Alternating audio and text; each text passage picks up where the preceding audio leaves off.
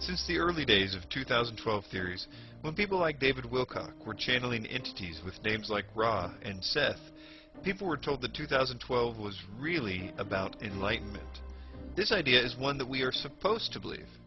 Yes, I know this is a bit of an insult to those who think that they have uncovered the idea that 2012 is really about a consciousness shift or spiritual evolution as opposed to some doomsday situation through their diligent research. Well, I'm sorry to burst your bubble, but this has been the line even back when 2012 enlightenment was supposed to have occurred in 2000. It was pushed back to 2012 after it didn't happen.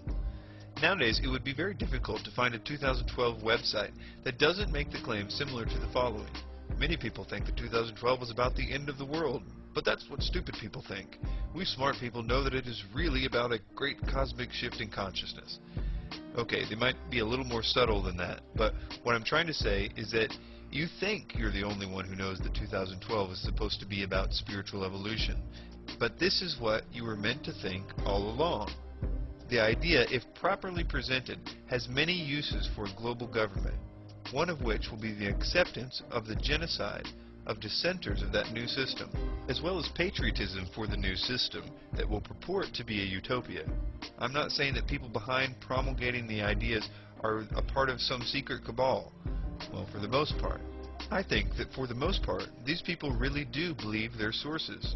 In David Wilcock's case, his source is Ra, and as we will see, there are many types of Ra's out there, and they are extremely concerned with getting those who are willing to listen to them to tell the world about this coming enlightenment in or around 2012. The idea is that the planet is due for a change in consciousness. They say it's a spiritual evolution. Some say it will bring a physical as well as a spiritual shift. They offer various pseudo-scientific reasons for this happening. Most of them, if pressed, will default to a variation of the following to explain why we are to expect a spiritual evolution.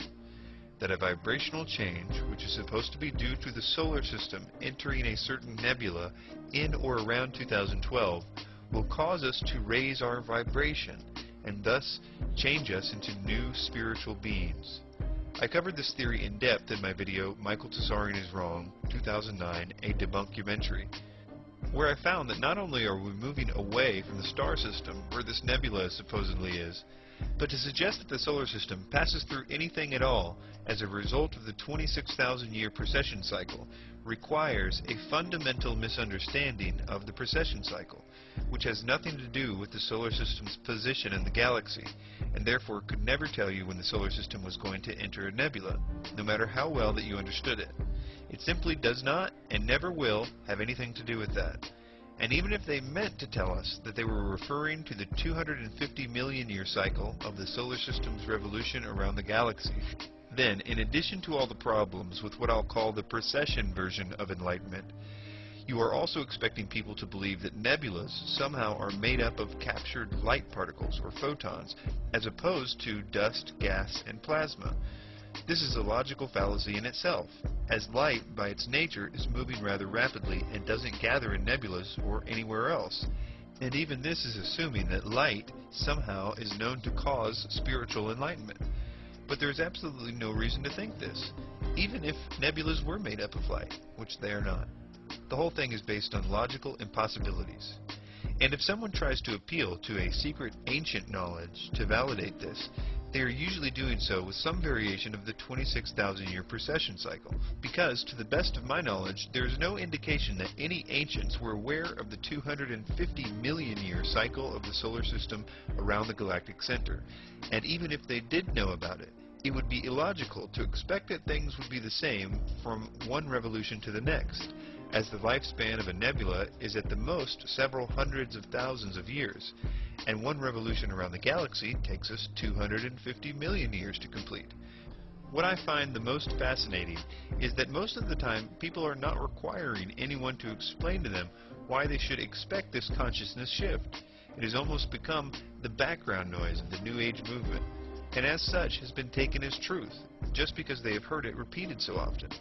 They are content to take these snake oil salesmen at their word.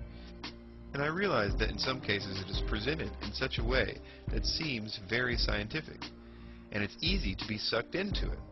I once was, and although people don't understand the science, They feel that the reason that they don't understand it is because they aren't smart enough to, which makes them believe that the salesman is exceedingly brilliant because he apparently does, which builds trust in that person. This guy knows everything.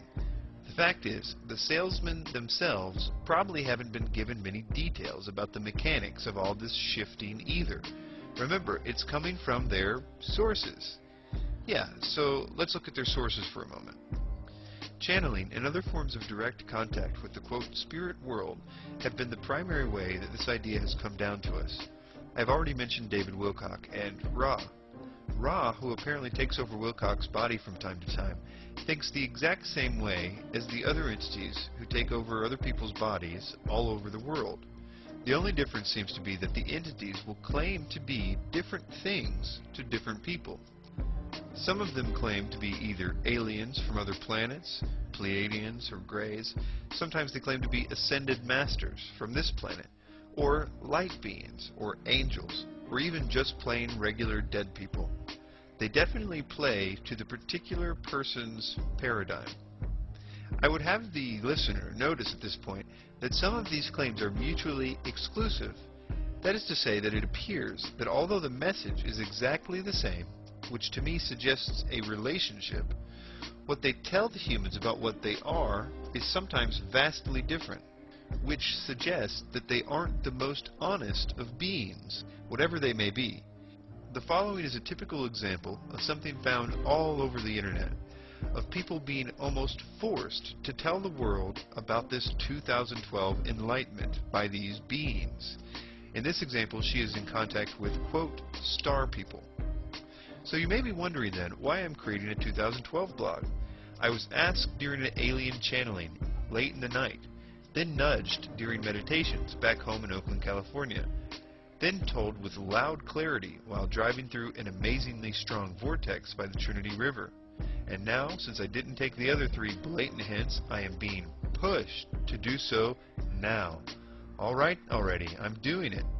And, actually, I am happy and excited about it, because it just feels like the timing is perfect. Also, I have noticed so many people getting worked up about gloom and doom with 2012. I feel it is part of my mission to raise awareness.